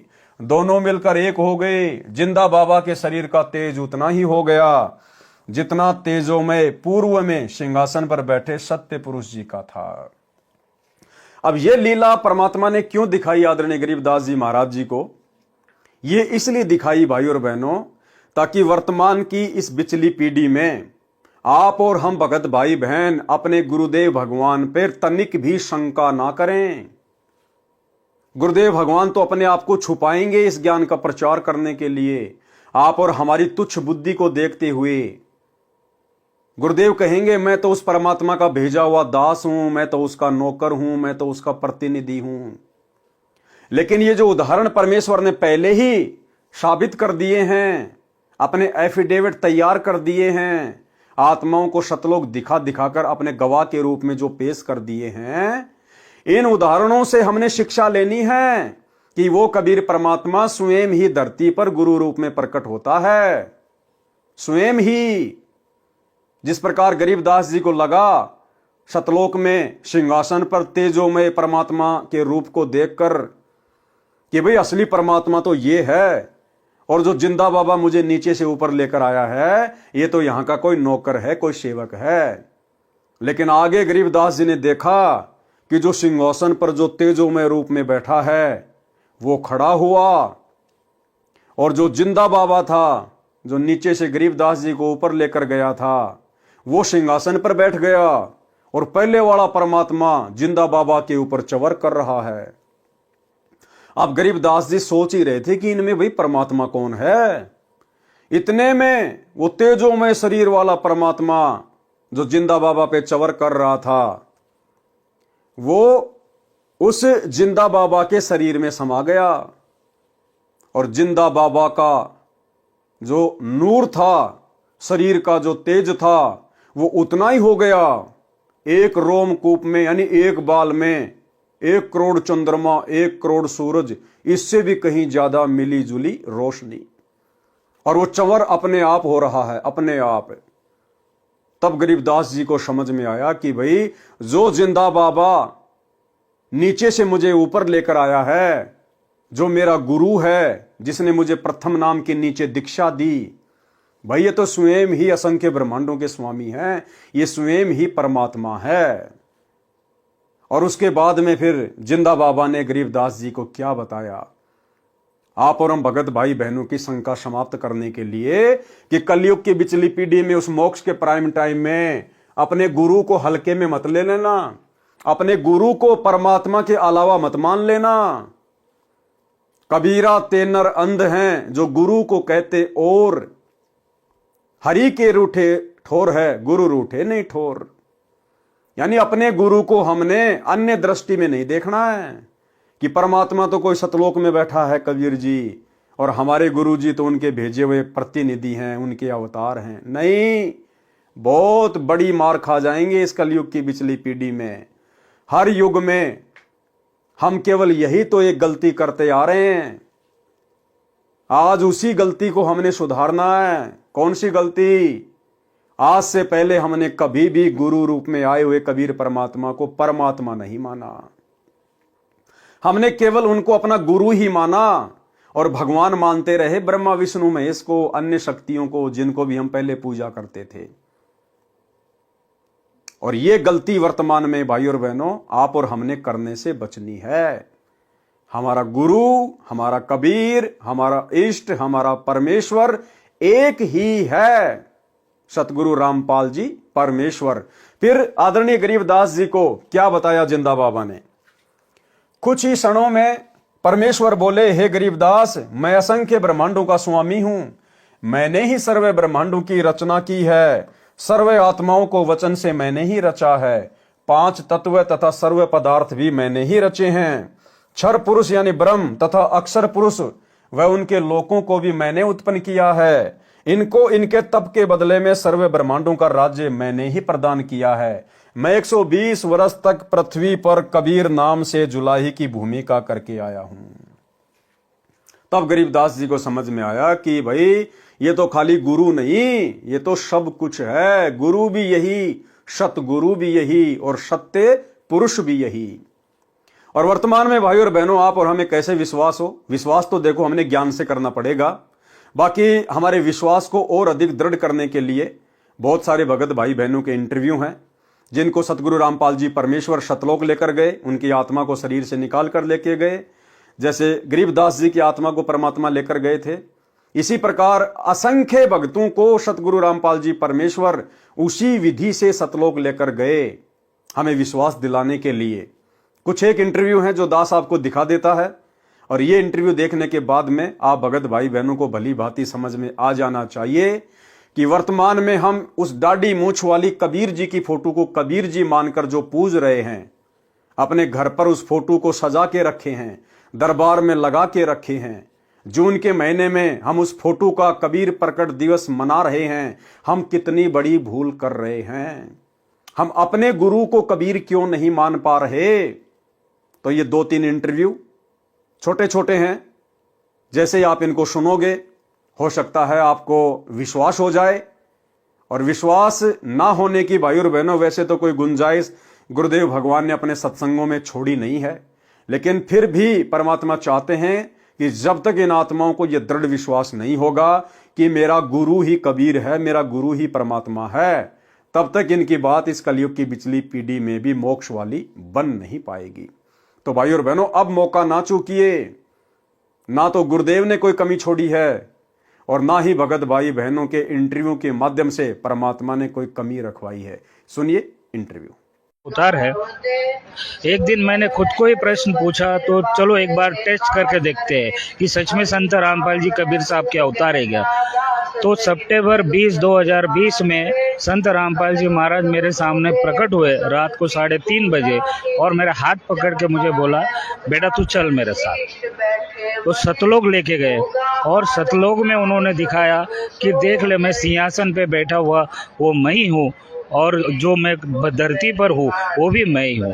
तो तेरी शंका अब दूर हो गई है, तू मुझे पहचान ले बेटा, ये भक्ति मत छोड़। और ये मैं साक्षात परमात्मा ने दर्शन दे के मुझे बताया कि मैं खुद ही कबीर आया हूँ। रामपाल जी महाराज जी ने मुझे कबीर साहिब जी के सिंहासन के पास ले गए और वहां पर बंदीछोड़ गुरु रामपाल जी महाराज जी कबीर साहिब के सिंहासन के साइड में खड़े हो गए और मैं उनके सामने कबीर साहिब के सामने खड़ी थी। तो क्या हुआ, देखते ही देखते क्या हुआ कि बंदीछोड़ सतगुरु रामपाल जी महाराज कबीर साहिब के शरीर में समा गए और फिर अकेले कबीर परमात्मा रह गए। फिर कबीर परमात्मा का शरीर बंदीछोड़ सतगुरु रामपाल जी महाराज जी के रूप में चेंज हो गया। फिर बंदीछोड़ सतगुरु रामपाल जी महाराज जी कबीर साहिब के रूप में चेंज हो गए। फिर तब मुझे वहां पर समझ आया कि जो बंदीछोड़ सतगुरु रामपाल जी महाराज जी हमारे बीच यहाँ धरती पर रह रहे हैं, ये ही खुद कबीर परमात्मा है और यही भगवान है जिसे मैं बचपन से तलाश रही। तो भाई और बहनों, वीडियो आपने देखा और वीडियो देखकर आप लोगों ने विचार करना चाहिए, गुरुदेव के ज्ञान को आधार बनाकर चिंतन मनन करना चाहिए कि अभी भी यदि हम उस कागज के टुकड़े कबीर जी वाली मुर्दा फोटो को कबीर जी मानकर पूज रहे हैं तो हम इस कलयुग की पिछली पीढ़ी में भी कितना बड़ा धोखा खा रहे हैं। भारत देश जम्बू द्वीप के काशी नगर बनारस में नीरू नीमा नाम के पति पत्नी थे। वे मुसलमान जुलाहा थे, वे निसंतान थे।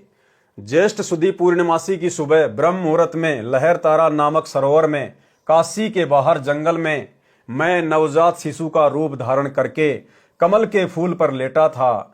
मैं अपने इसी स्थान से गति करके गया था। नीरू जुलाहा तथा उसकी पत्नी प्रतिदिन उसी तालाब पर नहाने जाया करते थे। उस दिन मुझे बालक रूप में प्राप्त करके अत्यंत खुश हुए। मुझे अपने घर ले गए। मैंने 25 दिन तक कुछ भी आहार नहीं किया था।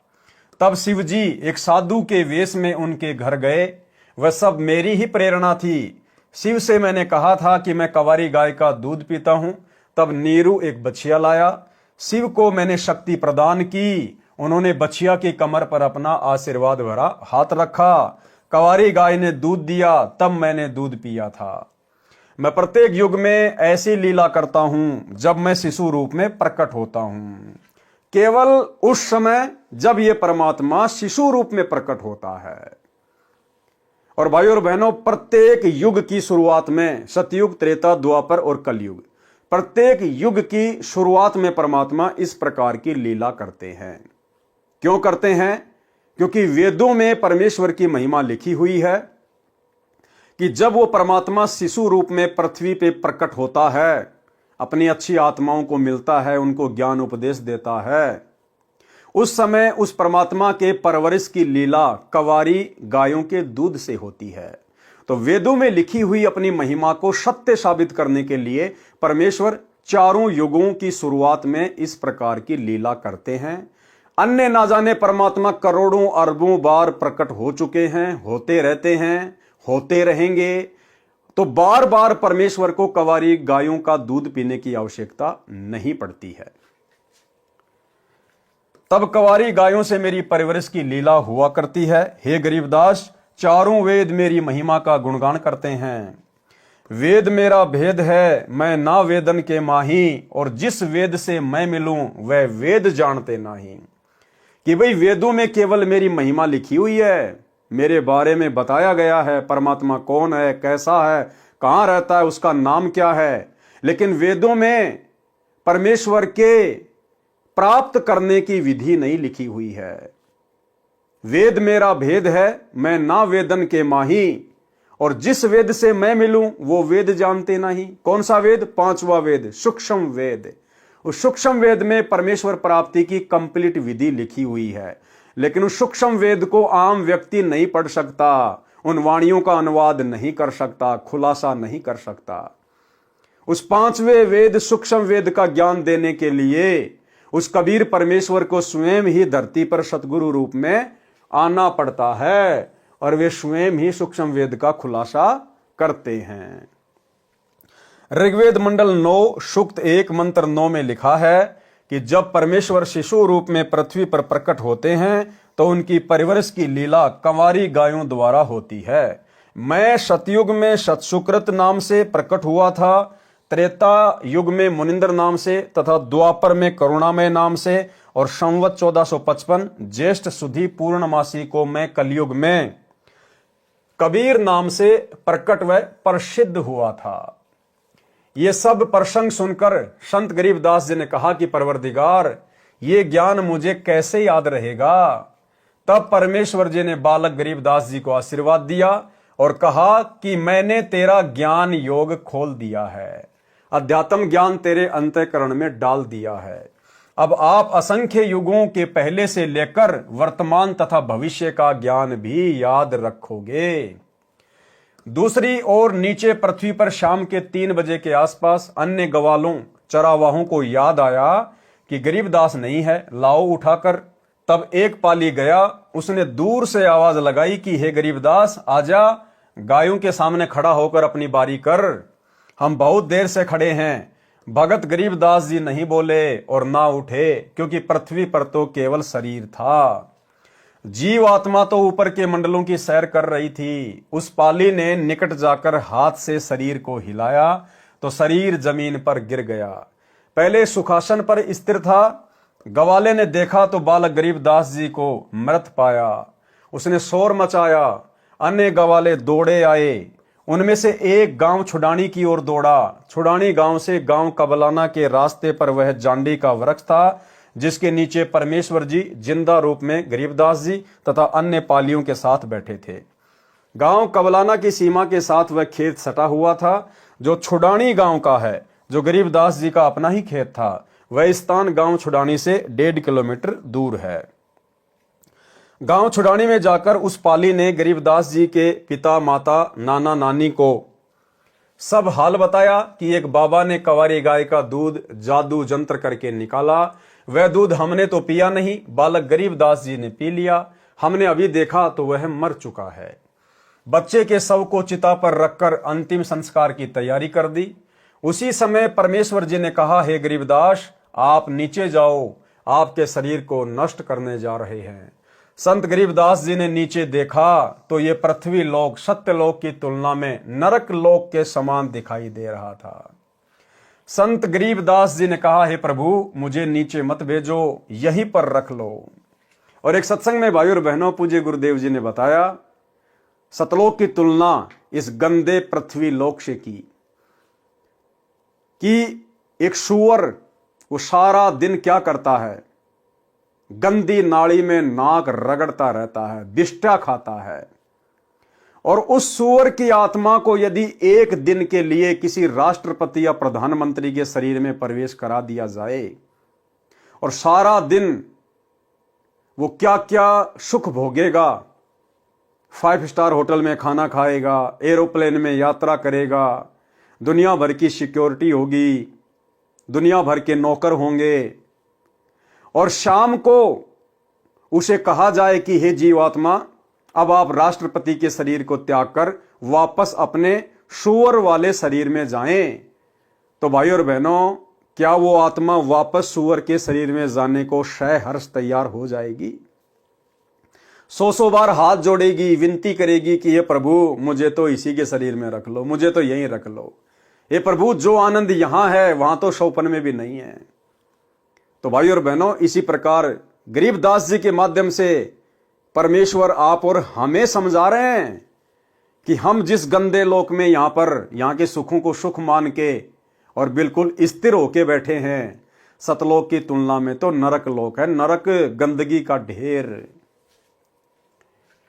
संत गरीबदास जी ने कहा, हे प्रभु मुझे नीचे मत भेजो, यहीं पर रख लो। तब सत्य पुरुष कबीर जी ने कहा कि आप पहले भक्ति करोगे, जो साधना मैं तुझे बताऊंगा उस भक्ति की कमाई यानी शक्ति से फिर यहां स्थायी यानी परमानेंट स्थान प्राप्त करोगे। सामने देख, वह तेरा महल है जो खाली पड़ा है, सर्व खाद्य पदार्थ भरे पड़े हैं। नीचे पृथ्वी पर वर्षा होगी तो अन्न होगा, कितनी मेहनत करनी पड़ती है, यहां जैसे पदार्थ पृथ्वी पर है ही नहीं। आप नीचे जाओ, प्रथम मंत्र मैंने तुझे दे दिया है, फिर सतनाम भी तुझे प्रदान करके आऊंगा। ये सतनाम 2 अक्षर का होता है, एक ओम अक्षर, दूसरा तत्, ये सांकेतिक है। फिर कुछ समय उपरांत तुझे सार नाम दूंगा। इन सर्व नामों, प्रथम नाम, दूसरा नाम तथा तीसरे नाम की साधना करके ही तू यहां आ सकेगा। मैं हरदम भगत के साथ रहता हूं, तू चिंता मत करना। अब आप शीघ्र जाइए। क्या कह रहे हैं गुरुदेव कि मैं हमेशा भगत के साथ रहता हूं। यानी भाई और बहनों, नाम दीक्षा लेने के बाद में हम भगत भाई बहनों ने कहीं भी फालतू में धक्के खाने की आवश्यकता नहीं पड़नी चाहिए। नाम दीक्षा लेने के बाद भगत के केवल 2 ही ठिकाने होते हैं। पहला ठिकाना है उसका अपना घर जहां उसका परिवार रहता है, और दूसरा ठिकाना है आश्रम जहां उसका गुरुदेव भगवान रहता है। लेकिन उन आश्रमों में केवल उसी समय जाना चाहिए जब उसके पूज्य गुरुदेव भगवान सह शरीर उन आश्रमों में विराजमान हो, अन्यथा जैसा उसका घर वैसा उसका आश्रम। मैं हरदम भगत के साथ रहता हूं, तो चिंता मत करना। अब आप शीघ्र जाइए। इतना कहकर परम अक्षर पुरुष जी ने संत गरीबदास जी के जीव को शरीर में प्रवेश कर दिया। कुल परिवार के लोग चिता में अग्नि लगाने ही वाले थे। उसी समय बच्चे के शरीर में हलचल हुई। शव को रस्से से बांध कर ले जाते हैं, वह रस्सा भी अपने आप टूट गया। संत गरीबदास जी उठकर बैठ गए, चिता से नीचे उतरकर खड़े हो गए। उपस्थित गांव के व परिवार के व्यक्तियों की खुशी का ठिकाना नहीं रहा। बालक गरीबदास ऊपर को आंखें करके परमात्मा को देख रहा था, तथा जो अमृत ज्ञान परमेश्वर जी ने उनके अंतःकरण में डाला था वह अमृतवाणी दोहों व चौपाइयों तथा शब्दों के रूप में बोलने लगा।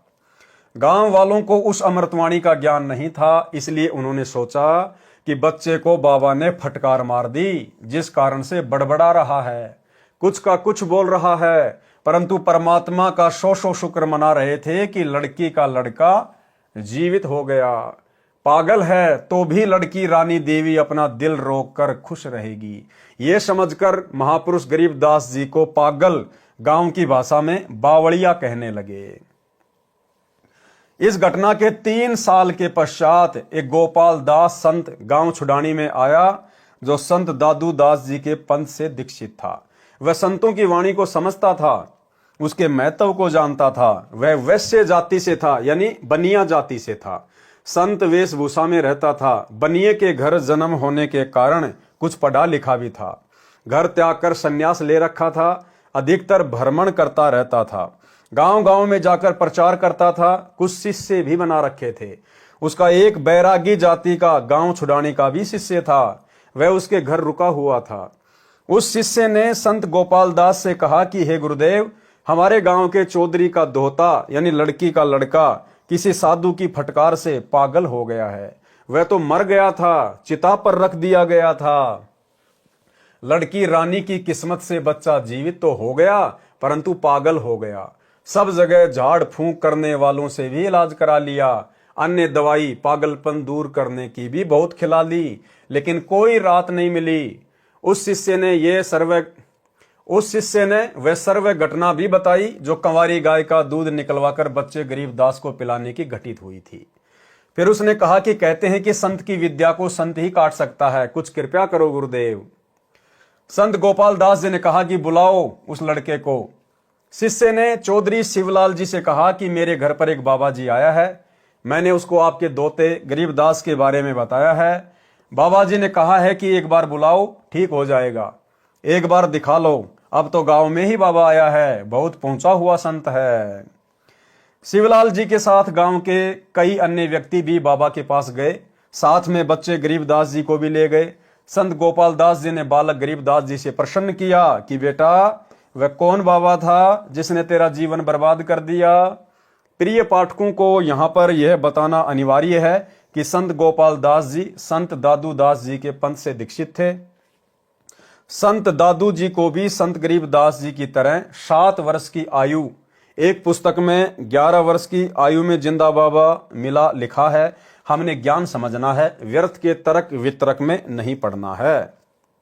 जिंदा बाबा के वेश में परमेश्वर कबीर जी मिले थे। संत दादू जी को भी परमेश्वर शरीर से निकालकर सतलोक लेकर गए थे। संत दादू जी 3 दिन रात अचेत अवस्था में रहे थे। तीसरे दिन वापस सचेत हुए तो कहा था कि मैं परमेश्वर कबीर जी के साथ अमर लोक गया था। वह आलम बड़ा कबीर है, वह सबको रचने वाला है, सर्व सृष्टि का रचनहार है। कहा कि जिन मोकू निज नाम दिया सोए सतगुरु हमारे, दादू दूसरा कोई नहीं कबीर सिरजनहार। दादू नाम कबीर की जय कोई ले वह ओट, उनको कबू लागे नहीं काल बजर की चोट। अब ही तेरी सब मिटे काल कर्म की पीर, श्वास उसास सुमर ले दादू नाम कबीर। केहरी नाम कबीर का विषम काल गजराज, दादू भजन परताप से भाग सुनत आवाज। इस प्रकार दादू जी के ग्रंथ में वाणी लिखी है। गोपाल दास इस बात को जानता था कि दादू जी को बूढ़ा बाबा के रूप में परमात्मा मिला था। दादू जी मुसलमान तेली था, इसलिए मुसलमान समाज कबीर का अर्थ बड़ा करता है, जिस कारण से काशी वाले जुलाहे कबीर को नहीं मानते। दादू पंथी कहते हैं कि कबीर का अर्थ बड़ा भगवान, अल्लाहु कबीर, अल्लाह अकबीर है। इसी प्रकार श्री नानक देव जी सुल्तानपुर शहर के पास बह रही बेई नदी में स्नान करने गए। परमात्मा जिंदा बाबा के रूप में उस समय मिले थे। उनको भी 3 दिन तक अपने साथ रखा था। सचखंड यानी सतलोक लेकर गए थे, फिर वापस छोड़ा था। एक अब्राहिम सुल्तान अधम नाम का बलक बुखारे शहर का राजा था, इराक देश का रहने वाला था। उसको भी परमात्मा जिंदा बाबा के रूप में मिले थे। उसका भी उद्धार कबीर परमेश्वर जी ने किया था। संत गोपाल दास ने बच्चे गरीबदास जी से प्रश्न किया था कि तेरे को कौन बाबा मिला था जिसने तेरा जीवन बर्बाद कर दिया। संत गरीबदास जी ने उत्तर दिया था कि हे महात्मा जी, जो बाबा मुझे मिला था उसने मेरा कल्याण कर दिया, मेरे जीवन को आबाद कर दिया। वह पूर्ण परमात्मा है। गरीब हम सुल्तानी नानक तारे दादू को उपदेश दिया, जात जुलाहा भेद न पाया काशी माहे कबीर हुआ। गरीब अनंत कोटि ब्रह्मांड का एक रति नहीं भार, सतगुरु पुरुष कबीर हैं कुल के सिरजनहार। गरीब सब पदवी के मूल हैं सकल सिद्धि हैं तीर, दास गरीब सतपुरुष भजो अविगत कला कबीर। गरीब अजब नगर में ले गए हमको सतगुरु आण, जल के बिंब अगाध गति सूते चादर ताण। गरीब शब्द स्वरूपी उतरे सतगुरु सत कबीर, दास गरीब दयालु हैं डिगे बंधावे धीर। गरीब अलल पंख अनुराग है सुन मंडल रे थीर, दास गरीब उधारिया सतगुरु मिले कबीर। गरीब परपटन वह लोक है जहाँ अदली सतगुरु सार, भक्ति हेत से उतरे पाया हम दीदार। गरीब ऐसा सतगुरु हम मिला है जिंदा जगदीश, सुन विदेशी मिल गया छत्र मुकुट है शीश। गरीब जमजो राजा से डरे धर्मराय दर धीर, ऐसा सतगुरु एक हैं अदली असल कबीर। गरीब माया का रस पिया कर हो गए डामाडोल, ऐसा सतगुरु हम मिला ज्ञान योग दिया खोल। गरीब जमजो राजा से डरे मिटे कर्म के लेख, अदली असल कबीर हैं कुल के सतगुरु एक। संत गरीबदास जी को कौन मिला था? बाबा जी को उसका परिचय दिया। जो ऊपर लिखी वाणियों में संत गरीबदास जी ने स्पष्ट कर दिया है कि जिस परमेश्वर कबीर जी ने हम सबको, संत गरीबदास, संत दादूदास, संत नानक देव तथा राजा अब्राहिम सुल्तानी आदि आदि को पार किया, वह भारतवर्ष के काशी शहर में कबीर जुलाहा नाम से प्रसिद्ध हुआ है। वह अनंत कोटि ब्रह्मांडों का सृजनहार है, वह मुझे मिला था।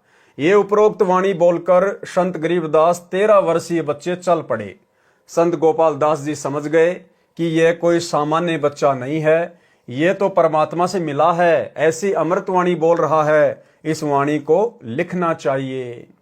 ये विचार करके बालक गरीबदास जी के पीछे पीछे चल पड़ा और कहने लगा कि हे गांव वालों, ये बालक पागल नहीं है, तुम पागल हो।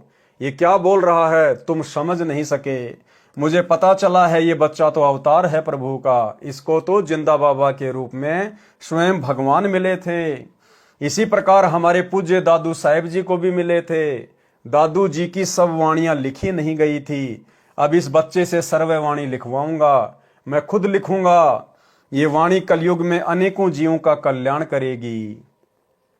संत गोपाल दास जी के बार बार आग्रह करने पर संत गरीबदास जी ने कहा, गोपाल दास जी, यदि पूरी वाणी लिखे तो मैं लिखवाऊं, कहीं बीच में छोड़ गए तो नहीं लिखवाऊंगा। संत गोपाल दास जी ने कहा, महाराज जी, मैं तो घर से निकल चुका हूं परमार्थ और कल्याण कराने के लिए। मेरी 62 वर्ष की आयु हो चुकी है, मुझे इससे अच्छा कोई कार्य नहीं है, आप कृपया करें। तब संत गरीबदास जी तथा संत गोपाल दास जी बेरी के बाग में एक जांडी के नीचे बैठकर वाणी को लिखवाने लगे। वह बेरी का बाग संत गरीबदास जी का अपना ही था। उस समय छुडानी गांव के आसपास रेतीला क्षेत्र था, जैसे राजस्थान में है। वहां पर जांडी के वृक्ष अधिक होते थे, उनकी छाया का ही प्रयोग अधिक किया जाता था। इस प्रकार संत गरीबदास जी ने परमात्मा से प्राप्त तत्व ज्ञान आंखों देखा हाल वाणी रूप में बोला तथा संत गोपाल दास जी ने लिखा। लगभग 6 महीनों तक ये कार्य किया गया। फिर जब जब किसी से वार्ता होती तो संत गरीबदास जी वाणी बोला करते थे, तो अन्य व्यक्ति भी लिख लिया करते थे, जिन सबको मिलाकर एक ग्रंथ रूप में हाथ से लिखा गया है। संत गरीबदास जी के समय से ही इस ग्रंथ का पाठ करना प्रारंभ हो गया था। अब देखो भाई और बहनों, क्या कह रहे हैं परमात्मा कि संत गरीबदास जी के समय से ही, यानी लगभग 300 वर्ष पहले ही इस अमर ग्रंथ का पाठ शुरू हो चुका था। लेकिन आज तक कोई भी संत, साधु, महात्मा, भगत, चाहे वो गरीबदास पंथ से संबंधित हों, आज तक इस सदग्रंथ साहिब का खुलासा नहीं कर पाया, इन वाणियों का अनुवाद नहीं कर पाया। केवल पाठ ही करते रहे, वाणियां ही बोलते रहे, लेकिन अनुवाद आज तक कोई नहीं कर पाया, क्योंकि अनुवाद तो स्वयं लिखने वाले ने ही करना था। अनुवाद तो स्वयं पूर्ण ब्रह्म परमेश्वर कबीर देव ने ही करना था। तो लिखने वाला भी गरीबदास जी के रूप में स्वयं कबीर परमात्मा ही था। और वर्तमान में जो इस अमर ग्रंथ का सरलार्थ सन 1994 से कर रहे हैं, जिसमें पूरे विश्व की सभी भाषाओं का समावेश है, इस अमर ग्रंथ को अमर पुरुष ही खोल कर बता सकता है। तो वे अमर पुरुष आज स्वयं धरती पर 8 सितंबर 1951 से सतगुरु रामपाल जी के रूप में प्रकट हैं, और जिन्होंने अपनी वाणी के अनुसार कि जब आवे 5500 पांचा तब ये वचन मेरा होगा साचा, 5000 और 500 जब कलयुग बीत जाए, महापुरुष फरमान तब जग तारन को आए।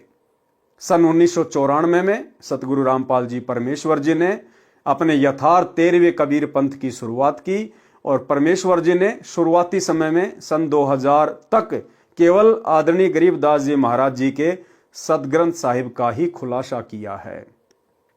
जब आप जिंद सत्संग 1997 में, रोहतक सत्संग, काठमंडी सत्संग, जब आप ये सुनेंगे तो आपको पता चलेगा कि सन 1994 से लेकर सन 2000 तक सतगुरु रामपाल जी परमेश्वर जी ने आदरणीय गरीबदास जी महाराज जी के सदग्रंथ को आधार बनाकर ही सत्संग किए थे। संत गरीबदास जी के समय से ही इस ग्रंथ का पाठ करना प्रारंभ हो गया था। इसको कुछ वर्षों पूर्व टाइप करवाया गया था। इसके अतिरिक्त परमेश्वर कबीर जी ने जो सूक्ष्म वेद अपने मुख कमल से बोला था, उस अमृत सागर कबीर सागर से निकालकर कुछ अमृतवाणी ग्रंथ के अंत में लिखी हैं। इस पवित्र अमृतवाणी की पुस्तक को अमर ग्रंथ नाम दिया है। इस अमृतवाणी का अब सरलार्थ प्रारंभ किया जाता है। लेखक तथा सरलार्थकर्ता संत रामपाल दास, सतलोक आश्रम, टोहाना रोड, बरवाला, जिला हिसार, हरियाणा। तो भाई और बहनों, पवित्र ग्रंथ मुक्ति बोध के सरलार्थ पर आज केवल हम इतना ही लेंगे और कल रात्रि 8 बजे सभी भाई बहन एक बार फिर से दास के Facebook page Pawan Das is live के ऊपर लाइव जुड़िए। इसके आगे के पार्ट में परमेश्वर ने क्या कुछ आप और हम सभी भगत भाई बहनों के लिए लिखा है, उसको हम कल के वीडियो में जानेंगे, देखेंगे, समझेंगे। परमेश्वर हम सब पर इसी प्रकार से दया बना के रखें, हम सबको परमेश्वर समय दें। तो आज के वीडियो में केवल इतना ही। गुरुदेव हमें आज्ञा दें, इजाजत दें, आशीर्वाद दें। बंदी छोड़ सतगुरु रामपाल जी भगवान की जय हो।